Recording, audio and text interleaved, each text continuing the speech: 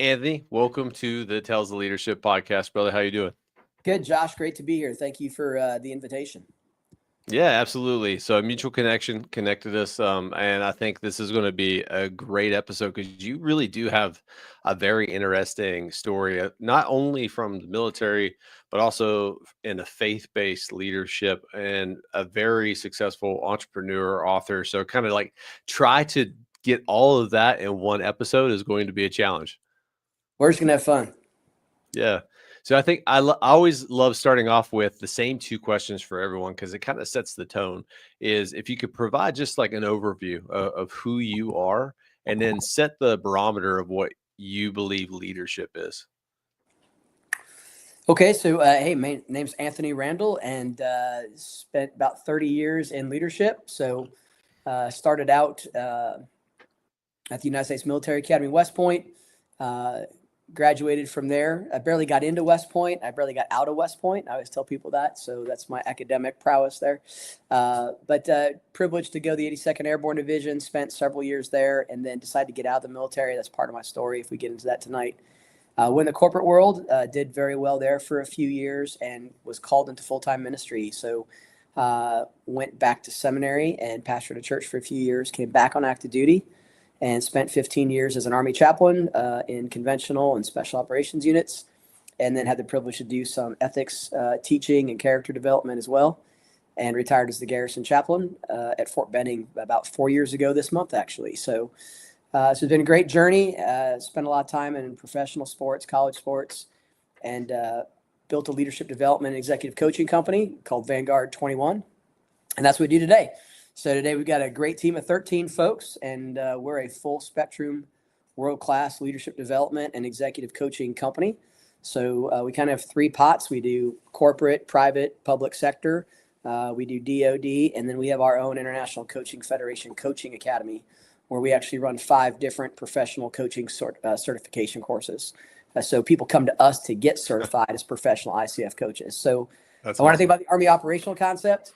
We're in that institutional, operational, and personal development domain. So I guess doctrine hasn't left me after all these years. Yeah, that's awesome too, is that you're certifying ICF, International Coaching Federation. So I was part of, I think, the Army's first cohort when if you're familiar with that, the Army coaching program. Yep. And I had the blessing of having a job that allowed me some flexibility to actually do that. And it's paid dividends. Yep. I think it just like my leadership development, not only like for my own personal growth and like me just being passionate about like learning the science of leadership, but it's leading civilians. So I was an infantry guy for like the last 10 years of my life. I was a hammer. The world was my nail, as most barrel chested freedom fighters are, right? And then I had to go put on a different hat and lead Yep. civilians for the first time. And you don't have influence or any authority. How do Yep. you do that? And going through that Army coaching program, it would have made me such a better company commander and a platoon leader if I had that opportunity earlier in my career. I agree. I think that goes to your second question of how do I define leadership? And I define it simply: leadership is influence. I mean, I still operate off of the leadership definition we were all taught in the Army 30 years ago when I Yep. was a leader, to provide purpose, direction, and motivation, and accomplish the mission, take care of people. But leadership in its most simplest form is influence. You either positively influencing people, negatively influencing people, or you have no influence on people. So I think barrel it down to one word right there. Yeah. So ADRP, and I always have this pulled up because this is like one of the key policies that I always go back to: influencing people by providing purpose, direction, and motivation to accomplish the mission and improve the organization. Influence. And when I started this journey of trying to become the best leader that I possibly could, not just like for the Army, right, but like for my own self and for my family, I kept going back to that word influence, influencing. And how do we influence others as a leader? And that's very hard. In my terms, like I always kind of go back to you inspire people of John Quincy Adams. Like he has one of the best quotes I've ever heard. A leader, if you can help others see themselves to become more, do more, and be more, then you are a leader. And that's not an exact quote of his, But I always kind of go back to that. If I can inspire other people to go push beyond their comfort zone, that's leadership. So I love your definition of leadership as well. Yeah. And that goes right back into coaching, right? I mean, most people, the number one comment we get after the first day of our coaching course, which we do, by the way, in person, 50% of our coaching courses are virtual and asynchronous, but we do a 1 week intensive in person because the magic is in the room. When we bring high performers to the room, man, it's just magical. You can't do that with 70 people on MS Teams stabbing themselves in the eyes with a pencil. But so we love getting people in a small group.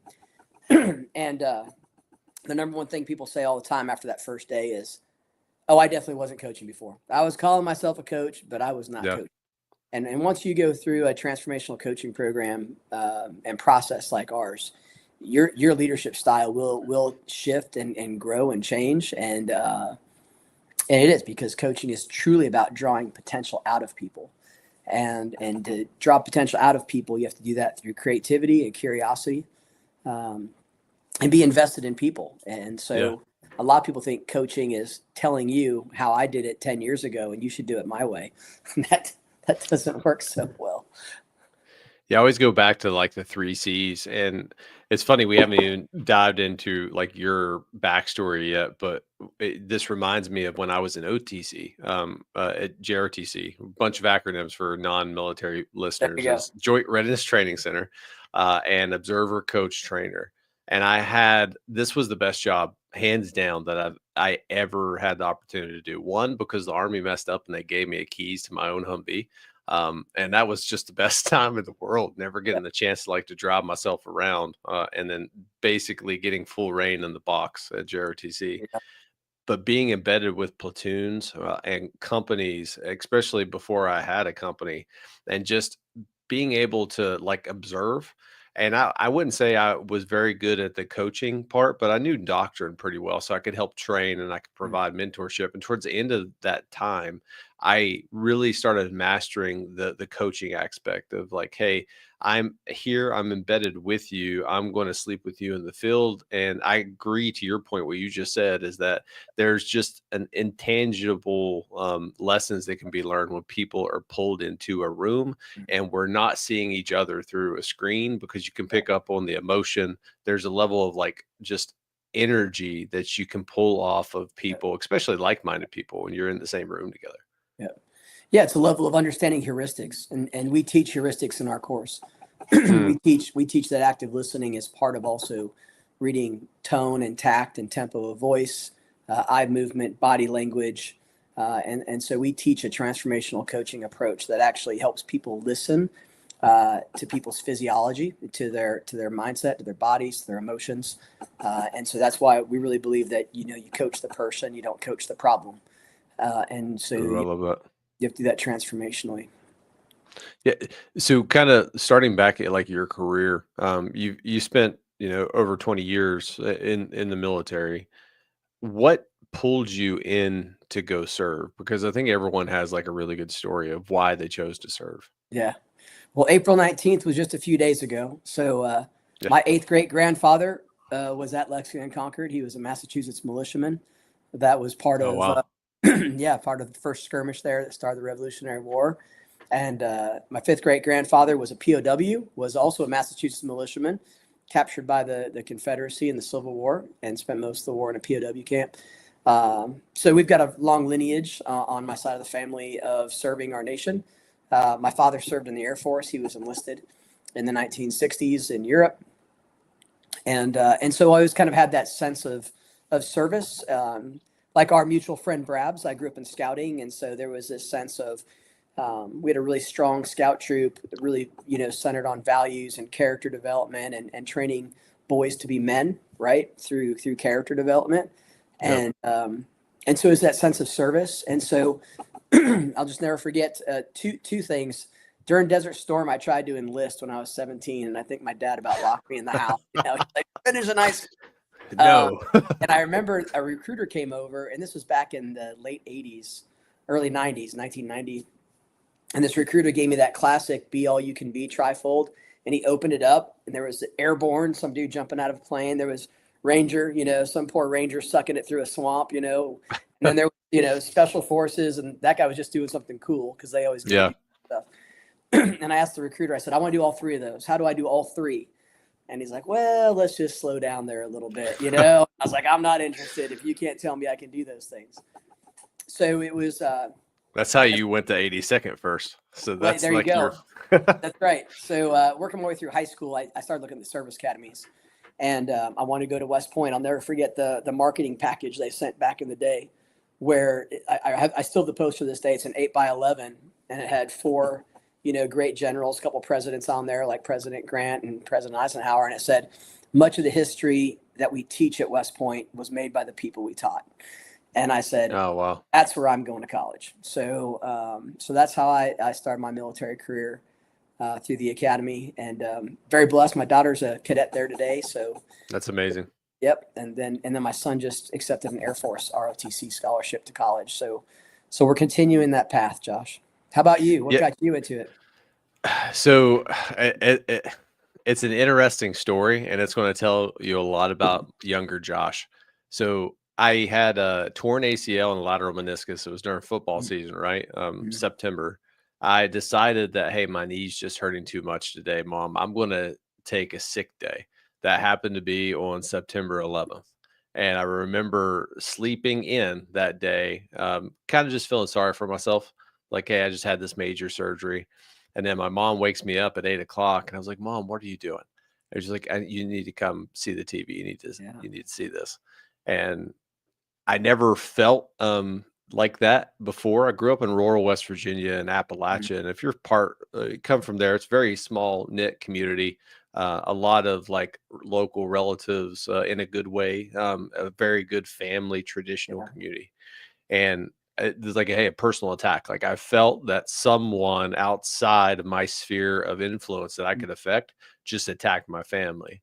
And that started pulling me towards a sense of service towards something greater than myself. And then I was dead set on, I was going to go be a Marine. That's what I wanted to do. I was like, hey, I want to go challenge myself the most that I possibly can, and which branch of service can do it. Not the Coast Guard, not the Air Force. I don't like swimming. So it was between the Army and the Marine Corps, and the Marine Corps just had better uniforms in my mind. And then last minute, I decided to go to the Army because I wanted to go to Ranger School. I was like, well, you can't do that as a Marine. But that's why I chose to serve. And that's why I always love hearing people who have served, like what their story was and what drove them to that. That's awesome. Yeah, I was about 30 seconds away from becoming a Marine. So I was. We share that. Like I said, I was, I barely got into West Point and I barely got out, right? So I was a third alternate. And so it was the last day that you could find out from the academy if you received an appointment. And I was out playing baseball in the yard with my brother, just playing catch. And I had my 4-year Marine ROTC scholarship to Boston University on the countertop. And I was going to go run it to the 5 o'clock mail. And I was just waiting to see if something came in the mail for us. And my dad came out on the phone. He's like, hey, there's a phone call for you. And it was actually our congressman who personally called me. Wow. Yeah. And he was like, hey, is this Anthony Randall? And I'm like, yes, sir, it is. He's like, well, the 2 guys in front of you have turned down their appointment. So I'm offering you an appointment at West Point. And I'm sitting here with the car keys in my hand and the envelope in my hand as I'm talking to him, and I'm like, well, sir, I really appreciate that, but I've got this. And then I had like that Ferris Bueller's Day Off moment, and Ferris Bueller's Day Off when Ferris hits the phone out of Cameron's hand in the kitchen when he's talking to Mr. Rooney. My dad slaps the phone out of my hand. He's like, what are you doing, man? He's like, pick up the phone and tell the congressman you're going to West Point. I was like, yes, sir. So, so that's how I almost became a Marine. But I've always had a great deal of respect for the Marines. They've never changed their marketing, man. They've never changed their marketing. They're still looking for the few and the proud who want to do dangerous things. You know what I'm saying? I know you're like a story buff. So one of the things I absolutely love about the Marines is they've never changed their mindset around the recruiting. Is like, hey, it is a privilege to be a Marine. It's not a right. You can try out. You may not make it. But what really sets them apart is their standards and discipline. And if you look back at the Korean War, right after World War II. Hey, this was the greatest war ever fought. We're never going to need standing armies again. We've invented these things called nuclear bombs, which allows for strategic deterrence. So we're never going to fight another land war. Well, about, another 10 years goes forward, give or take, and then the Korean War starts off, and Army brigades, like tire combat brigades, were getting wiped off the face of the earth. But the Marine Corps had the least amount of casualties during that time. Why? Because they never allowed their standards to drop. And I think it holds through to today. I work with a good buddy of mine. He's an active duty Marine within the Special Operations Command. And I have never seen someone who's more driven and hardworking than he is, but I've never seen a bad Marine. If that's even possible, I've never seen a bad Marine. Yep. Well, I think you make a great point, and I think any of your listeners that are active duty today in that tactical or operational, even strategic space, if they haven't read This Kind of War by T.J. Fehrenbach on the war, this is going to be. It's not near peer. It's a peer. Yeah.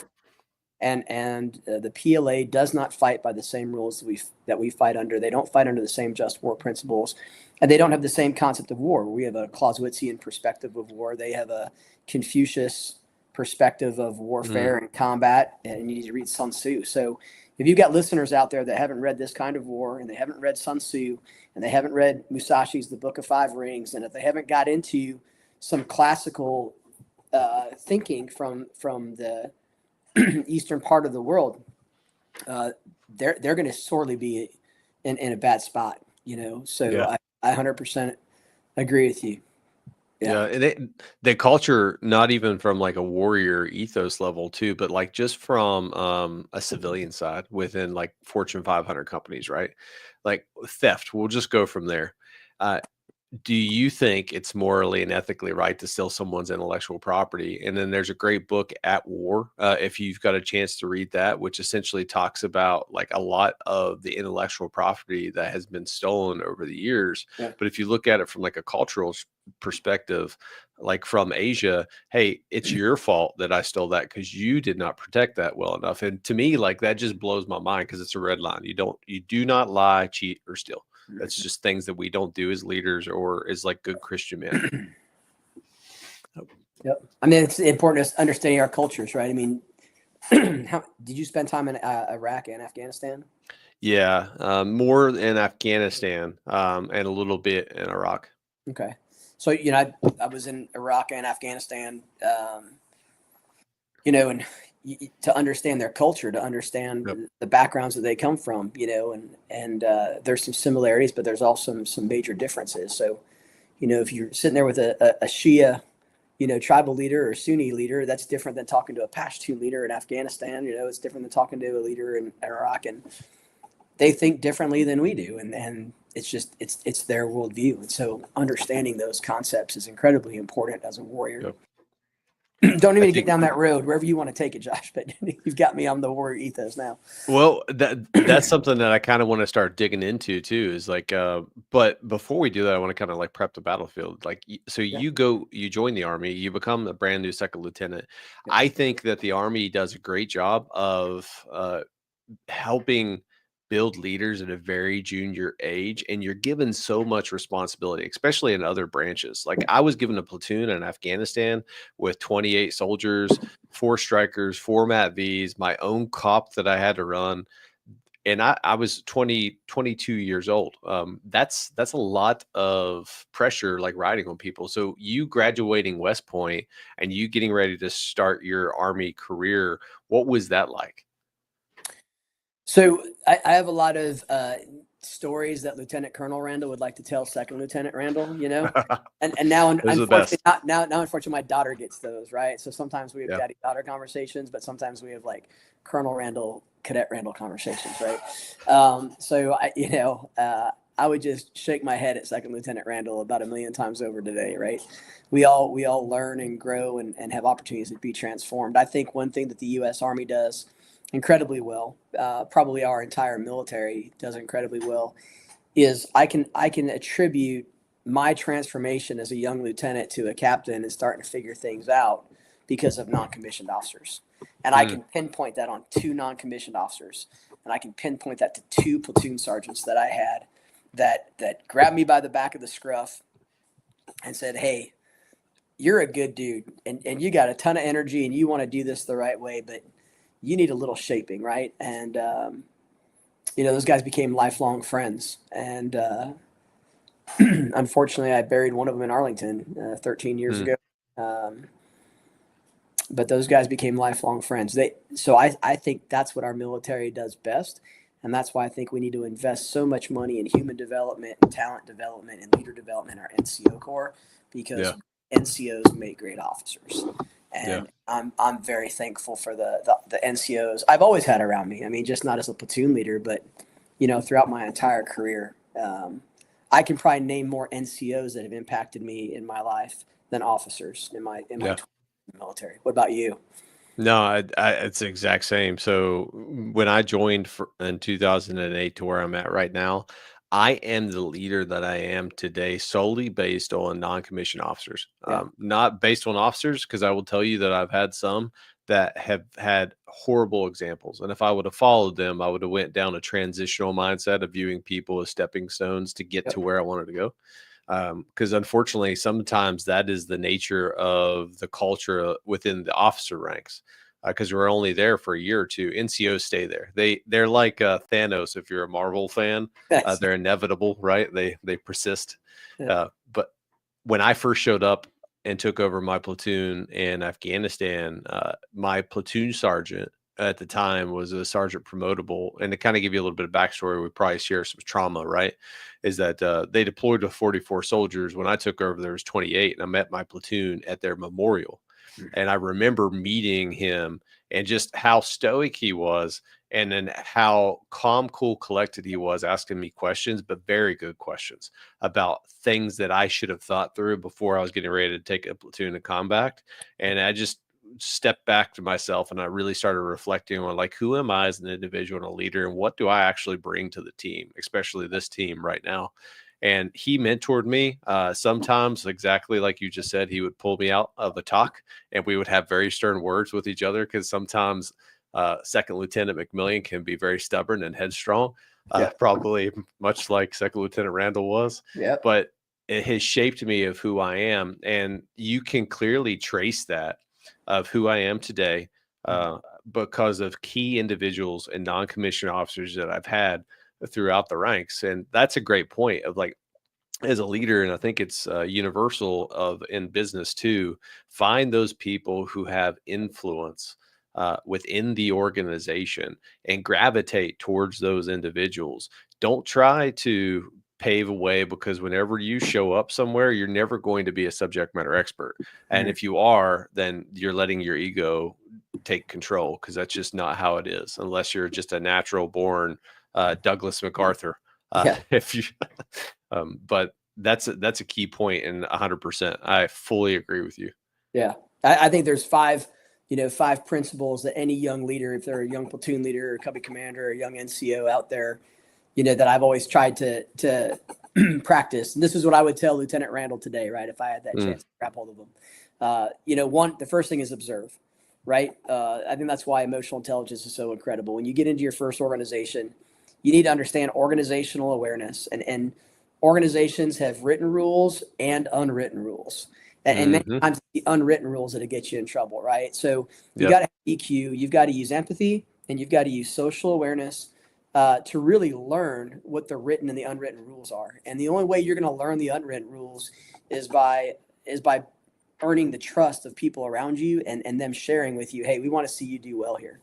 I think the second piece that I always share with people is understand the difference between influencers and those who lead with influence. I mean, there's all sorts of influencers out there on social media, right? There's people that can post 15 posts a day on Instagram or LinkedIn or whatever, and they're influencers. But what I'm really interested in is who's the leaders of influence. Who are those influential leaders that get things done? And there's a big difference between the barracks lawyer, right? Or the NCO that's been there forever. And oh, he's so-and-so, she's so-and-so. And then there's the influential leaders to get things done. That's two. I think the third one is, and this goes back to observe, is find your terrorists early, right? Every organization has terrorists, and they will do anything to destroy your organization. So I think one piece of learning a new organization is, man, find the terrorists and get rid of them. because they will take you down. That's their I whole mission in life. I love that. And I Yeah. wish I would have known that. Like I always kind of dig into the Pareto principle is that Yeah. wherever organization you're going to take control, there's a 20% of your population that is going to absorb 80% of your time. Yeah. And if you can find them, unfortunately, that's the nature of the beast. It's going to happen. It's inevitable. Yeah. And root them out early. It will save you so much time. Yeah. And I love how you say find your terrorists. Yeah. Find the terrorists, man. And you're talking about trout fishing over the weekend with your daughter. I think leadership's a lot like fishing. You're going to pull 20% of the fish in the boat, and they're going to do everything for you, right? They are going to think you walk on water. They do everything great. There's going to be 20% in an organization that they think you do everything wrong, and they're going to do everything they can to destroy the organization. The person that wins the organization is the person that gets the other 60% of the fish. Boom.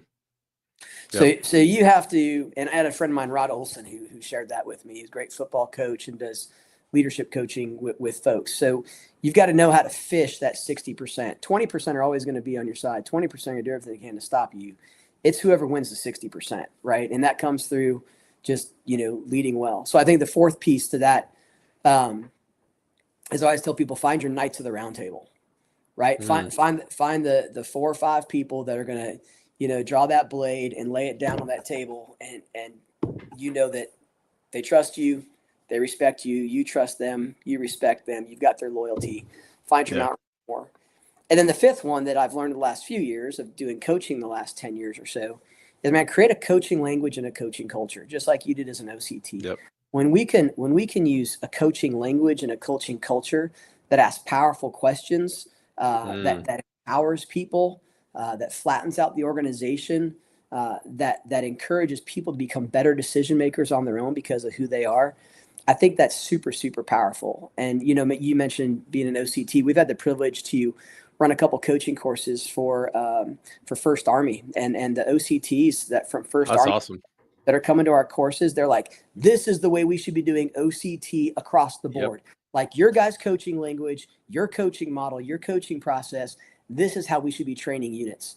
And so I'm just a big believer in transforming organizations through more coaching and less directing. There's a time and a place for the knife hand. There's a time and a place for authoritative command that saves people's lives. But man, if you want to develop teams and work yourself out of a job, implement coaching into your organization. Come get coaching certified and build your leadership kit bag. I think those are my 5 principles. What do you think? What are yours? So I'm going to steal your principles, man. So I think that with me, it's all about a linear path, right? Leadership's a marathon. I think really for me, it all starts off at yourself, like self-leadership, like being able to wake up every morning, fill your cup up, go do PT, do the things that serve you so you can have a clear mental mind. And then creating feedback loops within the organization. So I think what you just said is absolutely critical. And I like how you laid out the methodology. For me, whenever I take over an organization, the first thing that I want to do is to clearly lay out what the goals and expectations are, not just even for the team, but like for me. This is what you should expect from me. I'm laying out all the cards on the table. This is how I lead. This is how I communicate. I had a great boss, as a little side story, share, I won't say his name, but share a picture of him with each one of the emotions in his face. And he has resting something face, right? Yeah. So he's like, here's a slide of me angry. Here's a slide of me mad. So that was the best ever because it broke the ice because he wasn't very personal. He was an introvert by nature, but I think having that up front, and then, like you just said, I call it stop, silence my mind. I take a tactical pause. I'll observe my surroundings. I'll understand where there's friction points within an organization, and then I'll pursue with purpose, but then strengthen, build relationships within the organization, understand who can I lean on, who can I not lean on, and then start working together to build that type of coaching culture, but as a feedback loop. And what you just said there, I think, is absolutely critical. And I really hope that like this gets implemented larger in the Army. I do Is too. that when we create a coaching culture, really what we're doing is we are separating from problem makers to problem solvers. And what we want, especially going back to what you just talked about before, is NCOs.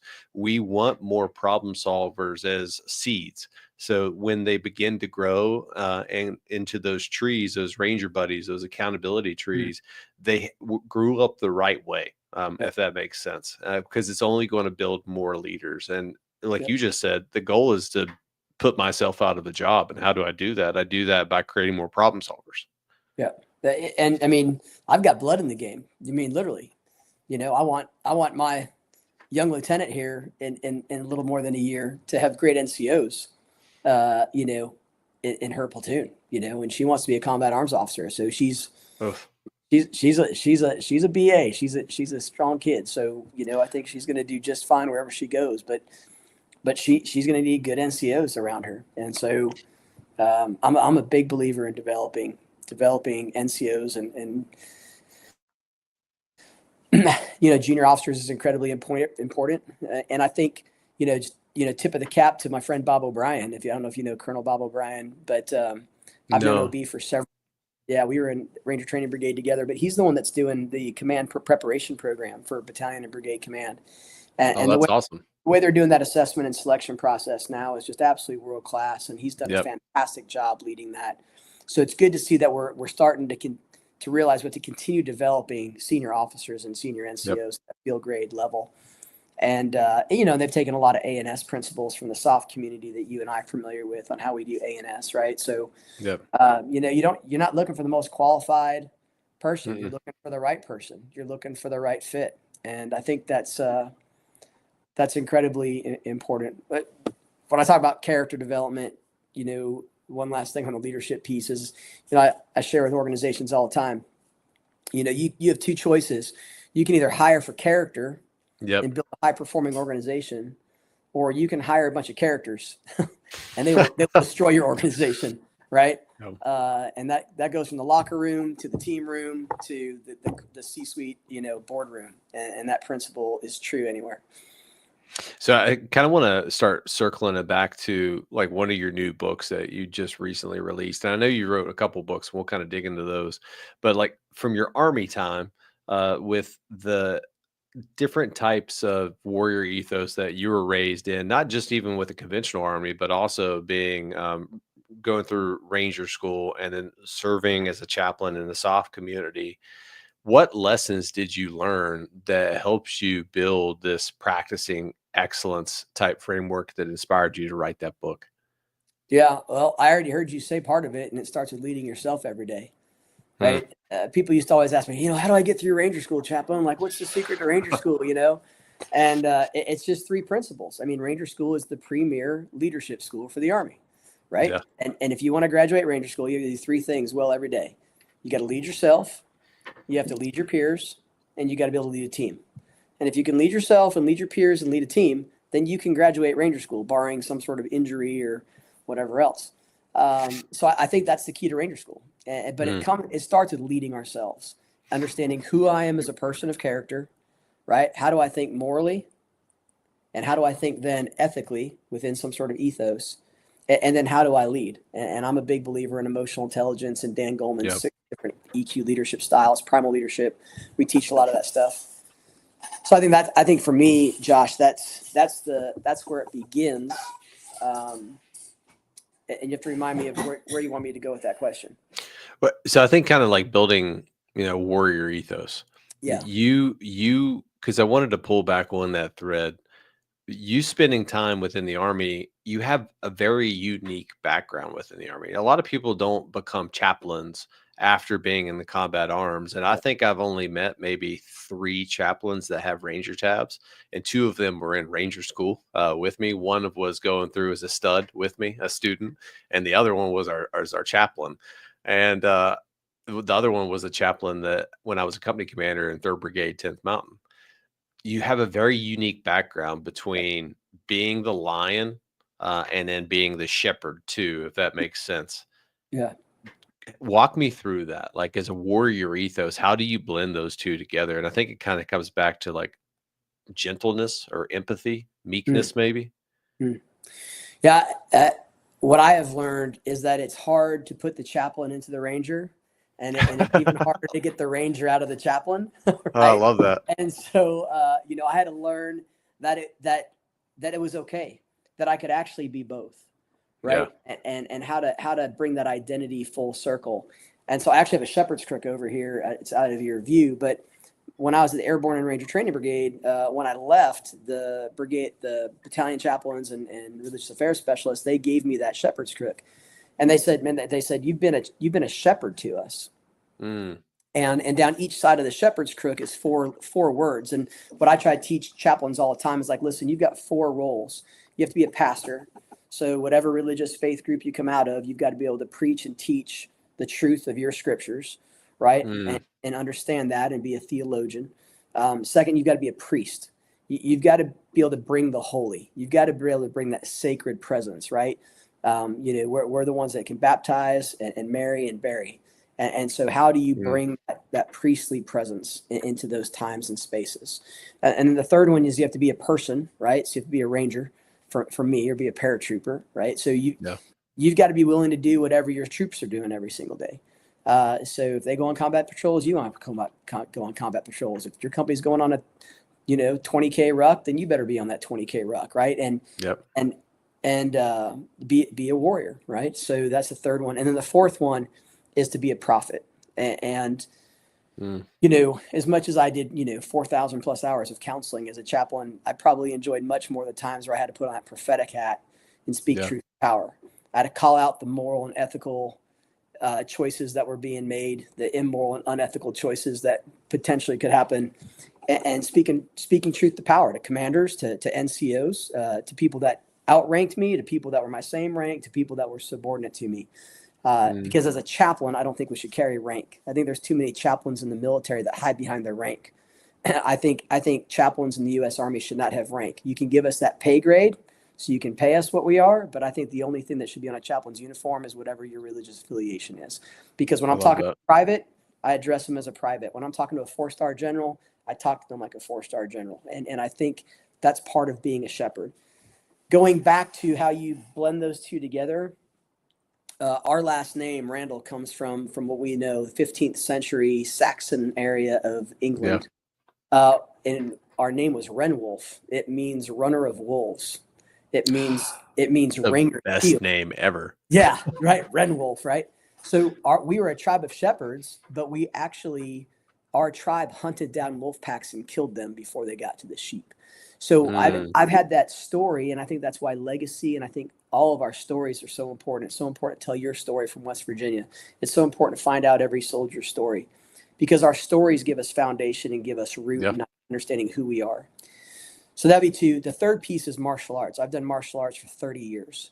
And so, I don't know if you can tell by my ears, but, I was, Got a little cauliflower here going on. oh yeah, I got both of them going. So, I've been on the mat for 30 years, training and rolling. And some of the best ministry I've ever done is doing, jujitsu and doing BJJ and that kind of stuff with soldiers.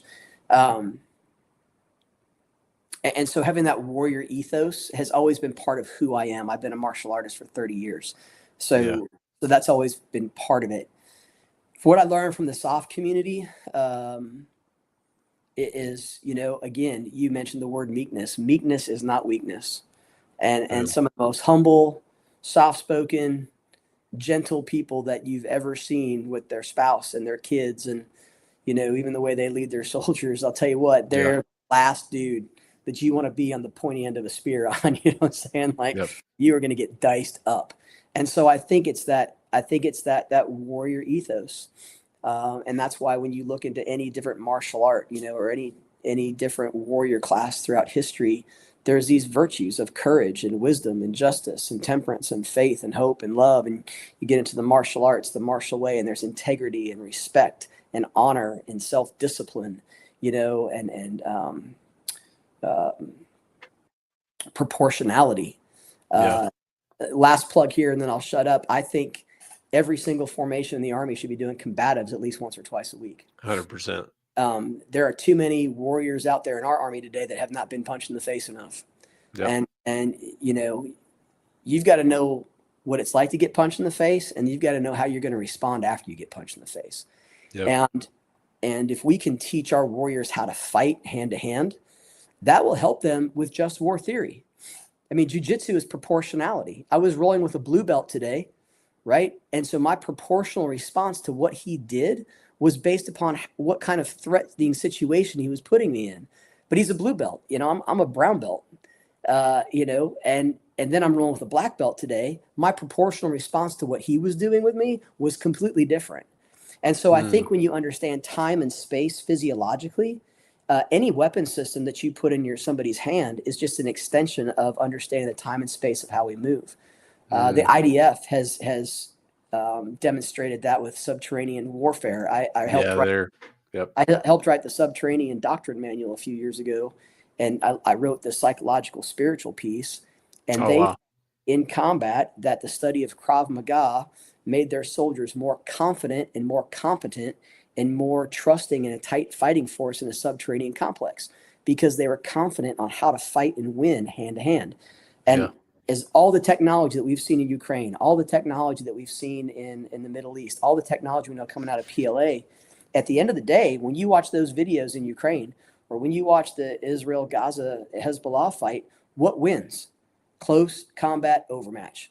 What still wins to this day, even with all the great technology, all the stuff Brabs is building, you still have to win close combat overmatch, which means you're going to have to kill potentially another human being at close range, and you're going to know how to respond after that. So anyways, I'll get off my combatives,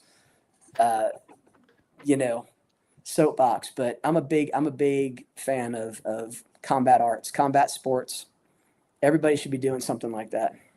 So it's funny. I think we share a lot of similarities. One of which is like my daughter shares a lot of the same characteristics and traits as your daughter does. And I know she may follow me down the road of being in the military. So I'm so passionate about one of the reasons, you know, why I run this podcast is that I know she listens and that she will listen. So now she can hear other influential people talk about leadership and understand, hey, there's better ways to lead out there. And then what you just said too about like within the soft community, like especially at the top level tier, some of the most dangerous people that I've met, like have a body count higher than you could imagine, are some of the most passive people in the world.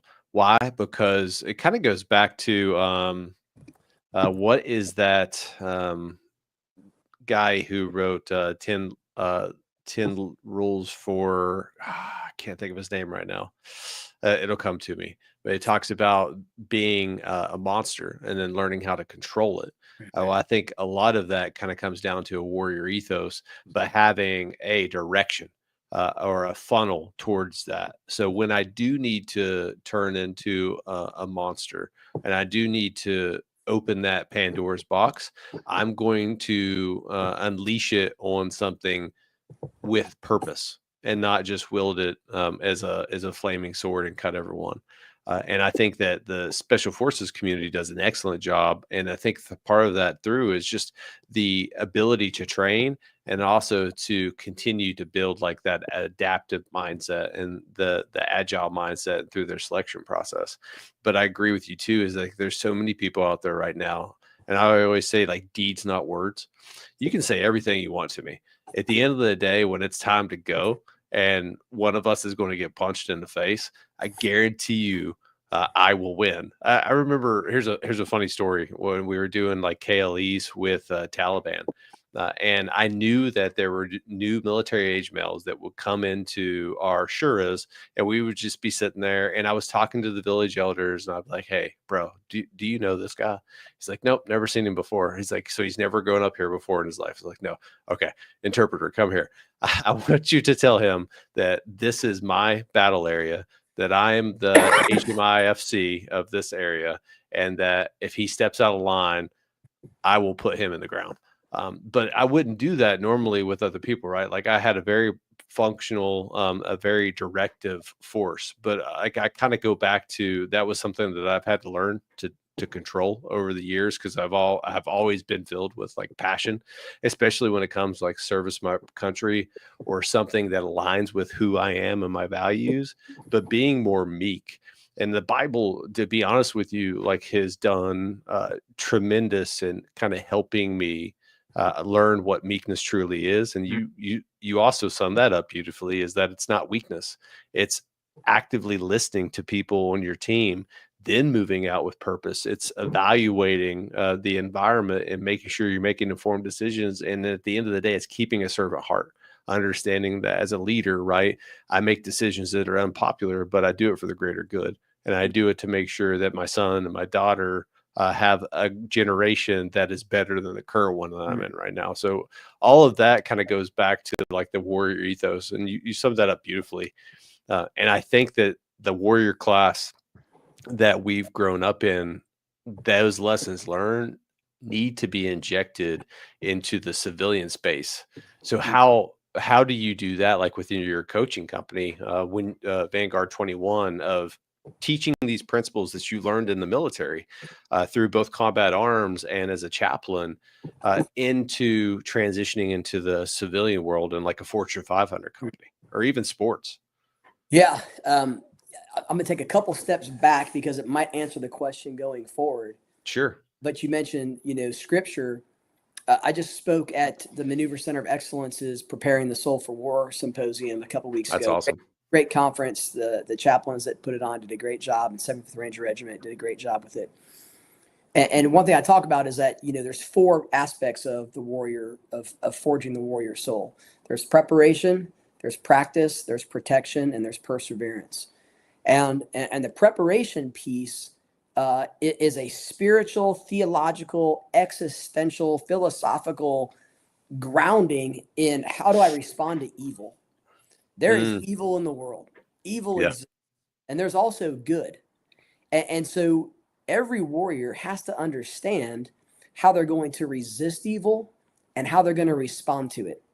Asking the question in the midst of combat, or asking the question preparing to go to combat, or asking the question dealing with, and I write about this in Restoring Faith and Trusted Leadership and Civility to the Public Square, going into the public square and trying to restore civility in our public square and in our social environments.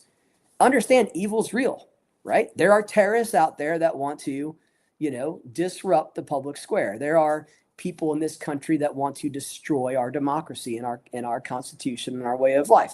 There are people around this world that want to disrupt what everyone wants, which is, I just want to, peace, happiness, love a spouse, have kids, have life, right? They want to flourish as human beings.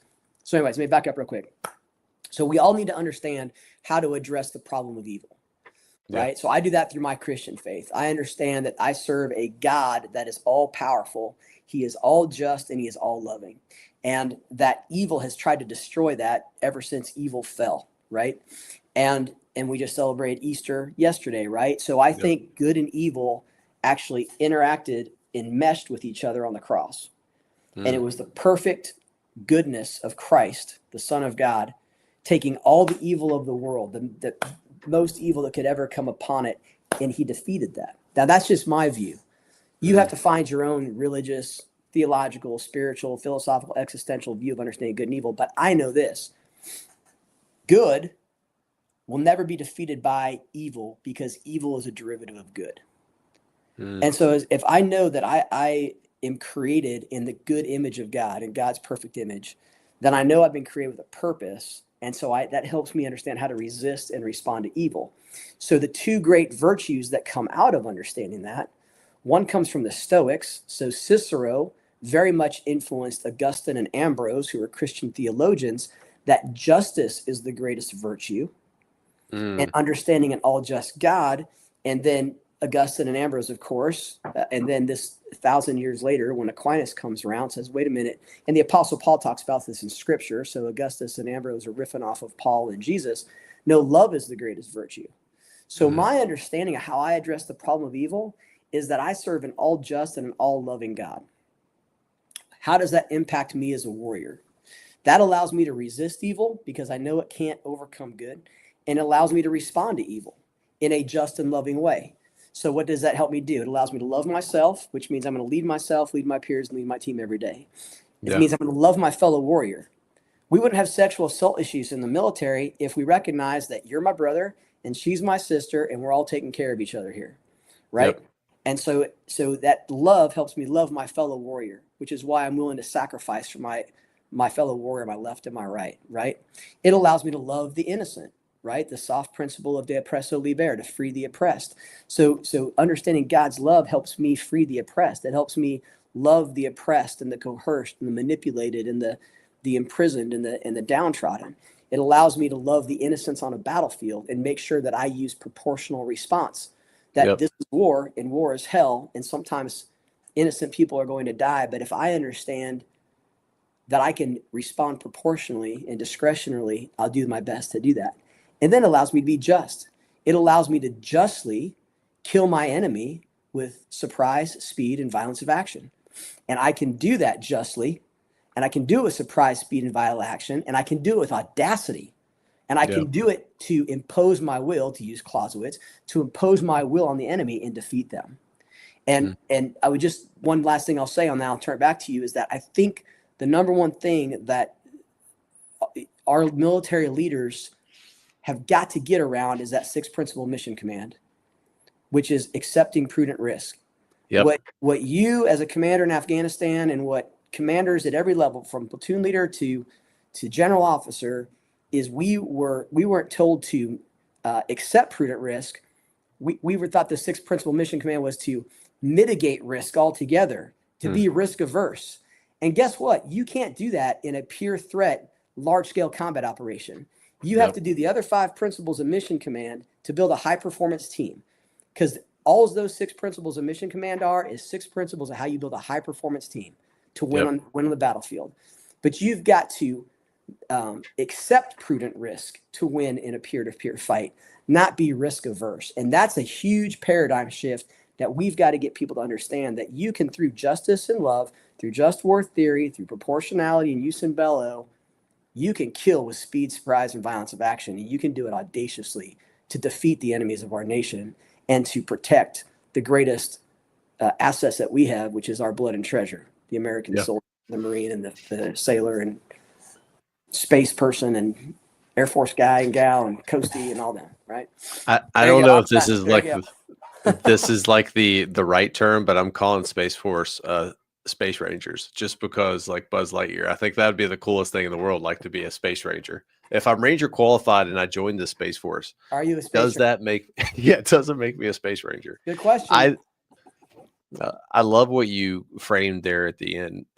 Honestly, everything you just said is deeply. There's so much wisdom in that.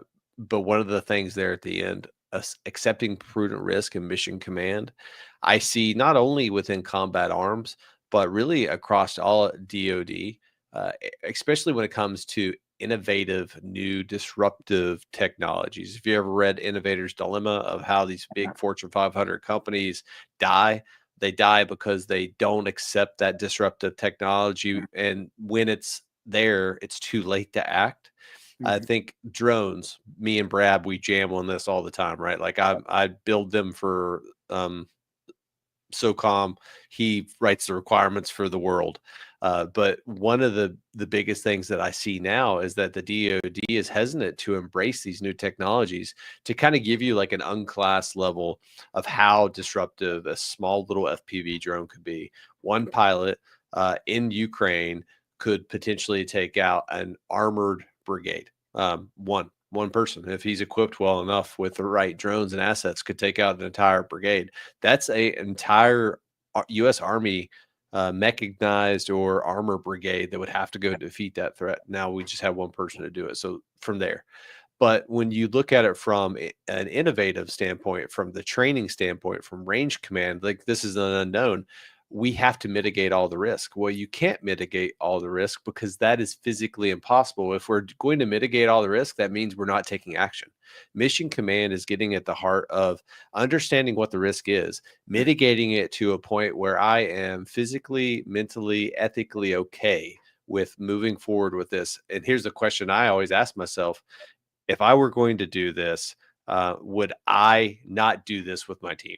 And if the answer is no, then I would relook at it and I would try to mitigate the risk. And now a better question is, would I allow my son or daughter to go do this if they were serving, especially being a father now? But it also allows us to make more rapid decisions, exactly what you just said.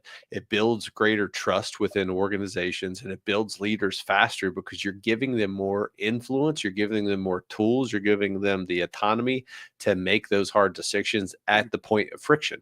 All of that is absolutely beautiful. And I really, really wish, and I hope that our army and our country as a nation can learn to accept risk and understand that you can't mitigate it to absolute zero because it's physically impossible. We have to understand what it is and move forward. And a great example of that too is SpaceX. If you've ever read Elon Musk's book about how he started all these different companies, he failed so many times with his rocket launches, and he just started deleting things. Like with the heat shields, he took over like 20 pieces of a heat shield because he's like, hey, these are just redundant parts. They aren't needed. And because of those, he was able to basically assume the risk, write off the risk, and continue to fly. And he was able to make the Falcon 9 and all these other Raptor engines actually work, where NASA has been spinning their wheels. We went to the moon in the 60s and 70s. What have we done since then?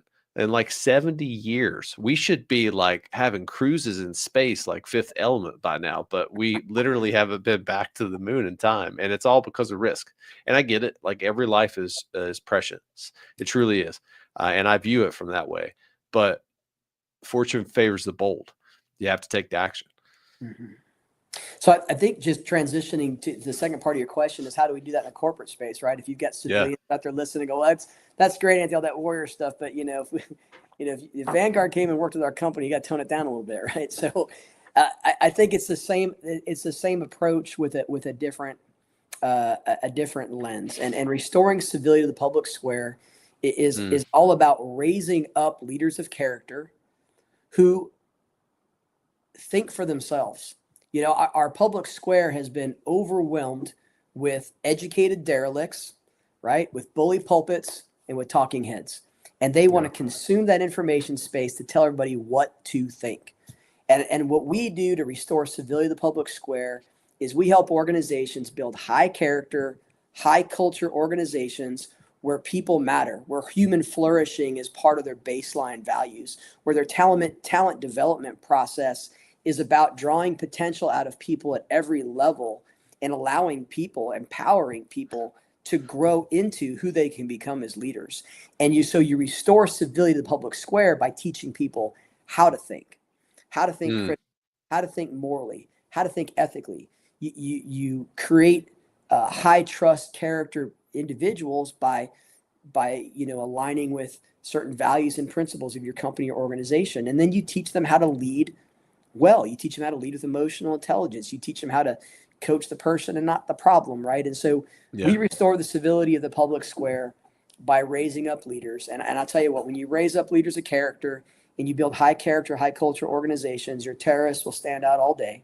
And they have a choice: either continue to try to destroy that organization or leave, or they do something that allows you to exit them out the door. Yep. Right. And so that's what we need to do. We need to do that collectively. We need to restore the public square. And again, everyone has a seat at the table. Everyone has a voice, but you've got to do it with mutual respect and trust. It goes back to Tocqueville, who wrote a great book a couple hundred years ago. People should read it. But it goes back to Tocqueville, and it goes back to some of the founding fathers, and this concept, Os Guinness talks about it, this golden triangle of freedom. And the golden triangle of freedom operates off of three principles: freedom, virtue, and faith. The problem with our public square today is most people just exercise all the freedom they want to, right? Yeah. Without virtue. Or instead of being leaders of virtue, they're virtue signalers, right? And faith has been completely cast aside. We put more faith in ourselves and in politics today than we do God. So the golden triangle of freedom is actually a principle that you can take from Tocqueville a couple hundred years ago. That this golden triangle, it holds itself in tension with freedom, with virtue, and with faith. So that's what we do in the corporate space, man. We build high performance, high culture, high character teams, and we teach organizations how to transform leaders, how to forge excellence and win. There you go. I have to ask, educated derelict. I love that term. And I think I know what you're going with that, but could you kind of quickly elaborate on that term? Yeah, an educated derelict. I mean, I just saw some reports in the Wall Street Journal about this, that these Ivy League grads that can't, put two sentences together, right? Yep. I mean, I'm an academic, I guess, to a degree. I have a doctorate. I've got 2 master's degrees. I've gone to some really great universities out there. But you've got to get outside the classroom and apply what you think you're learning. And I think today we have a lot of educated derelicts. They are too smart for their own good, right? We say in the church, you're so heavenly minded, you're no earthly good. And so I think that's what educated derelicts are. I mean, when we send our kids to some of these institutions and they're brainwashed with primarily Marxist and other philosophies and ways of thinking that killed hundreds of millions of people in the 20th century, it's just, when people want to debate certain things in the public square about democracy in America and the Constitution and our way of life here, the first question I ask them is, have you ever been outside the United States? Yeah. How many countries have you been to? What countries have you been to? How long have you lived there? Right? and I would tell you, folks that have traveled around the world typically have a much better understanding. Whether I agree or disagree with them, they at least have a better concept or understanding because they've been around the world. But we have a lot of folks that, are educated derelicts. I can explain it, man. I agree 100%. Is that title, certifications, all of those things are not going to make you a better leader. It's not going to make you better at your jobs per se. There's a part of being educated, which is good, but that teaches you book answers, right? Mm-hmm. The only way to truly learn is through experience. And I have learned this throughout my military career. I'm an infantryman. They put me in PO aviation as my first job as an acquisition officer on avionics for different aircraft. I've jumped out of helicopters, and that's about the extent of which my experience lies. But I jumped into it fully, and I learned, and I went to the people with influence. I asked open-ended questions to elicit that feedback that I needed, and I relied on my team's strengths to cover my weaknesses, and I focused on my strengths. And then I went to in the drone space, and I've been in the drone space now, and I continue to succeed with those same types of principles. I have a master's degree in systems engineering. I have all of these things, but those lessons that I learned in the school only helped me be more of a critical thinker. I think that education helps you because it provides you that wisdom and tools. But when you only rely on education to lead, it's a crutch. And I think it kind of leads back to what we were just talking about before, is accepting risk. Like if you lead on education, well, the book says you can't do that. Okay. What was the actual problem set? Show me in a policy or regulation that says that we can't do that. Is that just an assumption, or is that something that you've read in some textbook? But I'd love now to kind of transition, because I haven't even got a chance to ask you about your book yet, because I feel like I could have a conversation with you for 3 hours. But Practicing Excellence. So it's a new book that you just released now. And I think this is a beautiful transition point too, as a society, right? First of which, what just inspired you to write the book? I think because like most people, I just got fed up with what our public square looks like today. And left, right, and indifferent. Yeah. You go to Europe, the public square used to be that center point in town where people could bring and express their opinions and read declarations and fellowship and gather and, make laws and pass laws and, do all of these things. And so for me, Practicing Excellence is all about helping people understand how to live life a more excellent way. And what I have found is that you can live a more excellent way in life when you align your passion for life with your purpose, which is your gifts and abilities and skills, and your precision. So our passion is what gives us that fire, that fuel, that calling, right? To go out there into the public square and find out what our true potential is. We do that purposely when we take the skills and talents that we've been given, either innately or the ones that we develop or learn or, gather through experience and education. We purposely use those gifts, right, to fulfill our passion. And then we find the most precise way to do that. We find our wheelhouse. How do you do that with precision in any environment that you get placed in? So even for you, you're an infantry officer, you've got a master's degrees in system engineering, you're an acquisitions guy, and you get thrown into, PEO avionics. That's okay. Guess what? You can still operate, Josh, in there with your passion to serve, with the gifts that you've been given. You can passionately and purposely serve with precision in that space. You just need to learn some technical things about that space. But who you are as a leader of character, how you think critically, and how you lead is still going to transform that space, brother. It's just you being willing to be coached. Hey, coach me up on avionics, man. I just jump out of them. You guys teach me how to fly them, right? And being humble, showing up humble and hungry to figure that out. So that's what practicing excellence is. If people read that book, they're going to, the most basic sense, it's about aligning your passion, purpose, and precision, understanding who you are as a leader character, how you think, and how you lead. But there's great stuff in there. A lot of funny Army stories in there. There's great corporate stories. There's stories about my time with the Pittsburgh Pirates and with working in college basketball with national championship teams. There's a lot of stuff in there on leader development and coaching and how to coach. There's a chapter in there on beach jiu-jitsu and epistemology, right? So I mean, if you like big words and big doctoral level constructs, there's a couple chapters in there for you. If you just like great stories, there's chapters in there for you too. So very blessed. It was an Amazon bestseller. And then it just won the 2025 International Impact Book Award for Social Change. So I believe that's amazing. Yeah, I'm very blessed to receive that award. And I have a keynote for that. I have a keynote called Practicing Excellence that I give. I'm giving it next Monday to a school district awards ceremony for about 300 people, but I'm also giving it in 2 weeks to the American Hockey Coaches Association for about 500 D1 to D3 college hockey coaches. Wow. And talking about how you practice excellence, build a high-performing winning team. So, yeah, it's a lot of fun. Are you ever going to find yourself in the national capital region, like giving one of those speeches? I hope so. Yeah, I would love to come give the Forging a Warrior Soul keynote. That keynote is specifically for the DoD enterprise space and talking about war fighting and winning our nation's wars. But I'd be happy to come up and speak on practicing excellence in the NCR. Yeah, I love that. If you do get a chance, like in the near future, please let me know, because I want to come be a part of that 100%. Absolutely.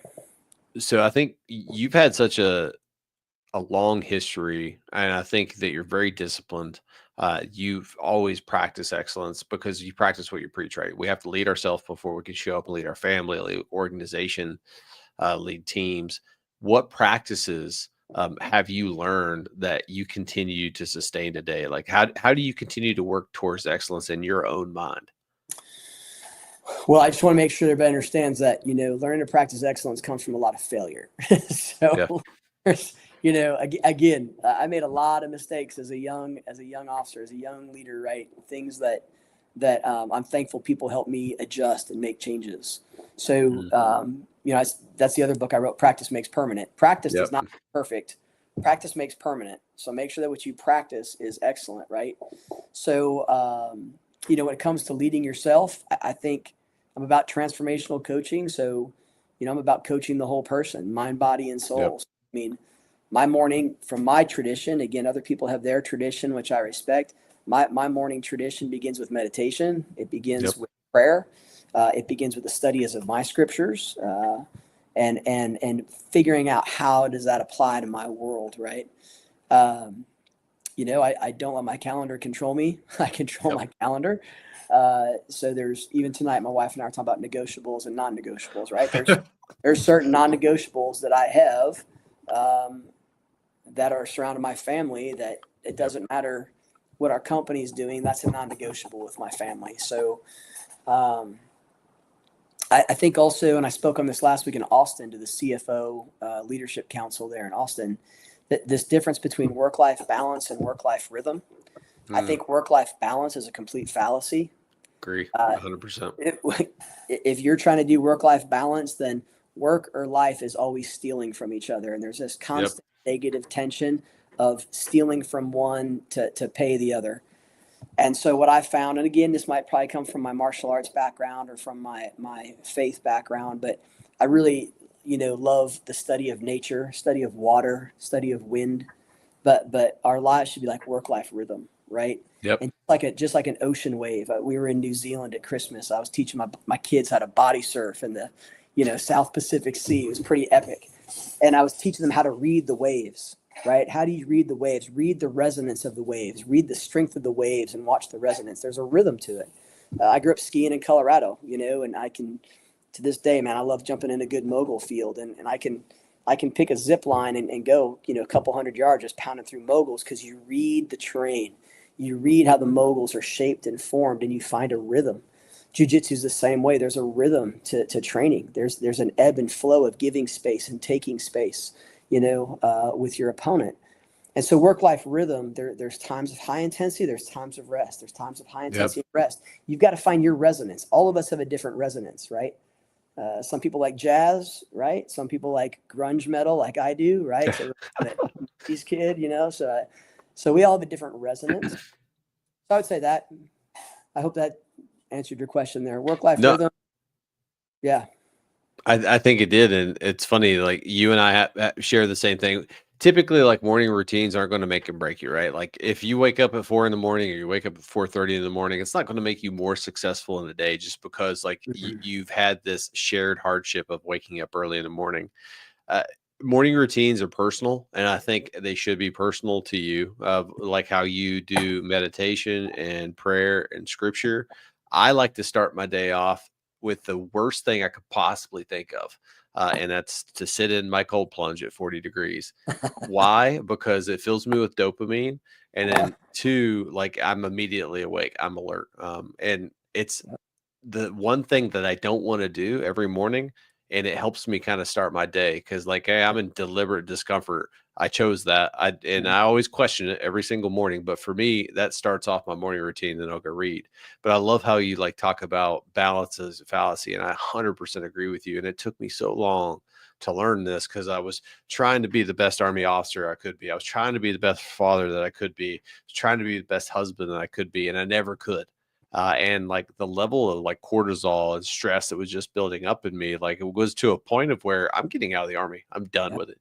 And then my wife, my accountability partner, Ranger buddy, love of my life, steered me back onto it. And then I really started like looking back of like, okay, how can I do this? I have to reframe it as the harmony. And that's how I kind of see it of like, I have these areas of my life. They're all spinning plates. Each one's spinning at a different cycle. Some need attention. Some are good where they're at. And I just have to be okay with that. And I have to learn how you talk about reading the water. I have to understand which area of my life is starting to wobble and needs to be intentional.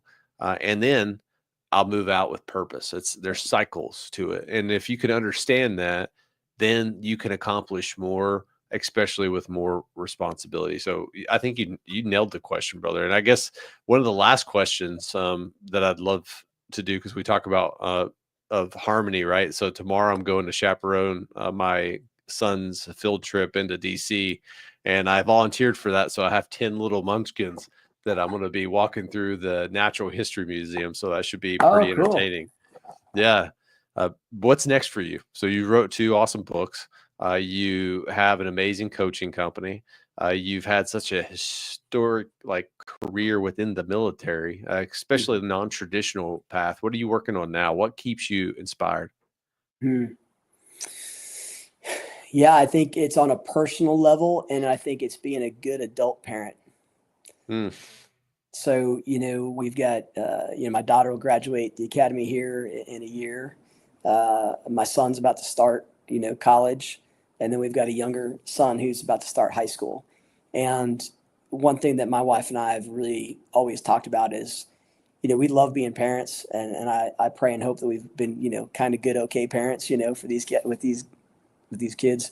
But man, I want to be a really good adult parent, and I want to, how do we make that transition well, and how do we continue to have a loving and trusting and respectful relationship with our children as they now become adults and they become their own decision makers and people and whatnot. So I think on the horizon right now, that's the big one for me personally. Professionally, we're continuing to scale our company. We would love to scale our company to the next level. One of my desires is to help veterans get into the business space and become entrepreneurs. And so, it's a blessing to be able to bring on people on our team who are veterans who want to get into coaching and leadership space. We've been able to do that. So to continue to scale the company would be important. And then on my personal level, next 12 months is to get my black belt in Brazilian Jiu-Jitsu. So nice. I've got a black belt in Taekwondo. I've got a black belt in Japanese Jiu-Jitsu. I've got a black belt in Judo. And none of those compare to the 7 surgeries and the 5 back procedures and the 15 years I've had of doing Brazilian Jiu-Jitsu. So that's one of my non-negotiables. I can skip my road march. I can skip my lift. But I'll tell you what, man, from 11:30 to 1:30, Mondays through Fridays, I am on the mat doing BJJ. That's my resonance. And so that's one of my lifelong goals because it's about practicing excellence. It's about mastery, right?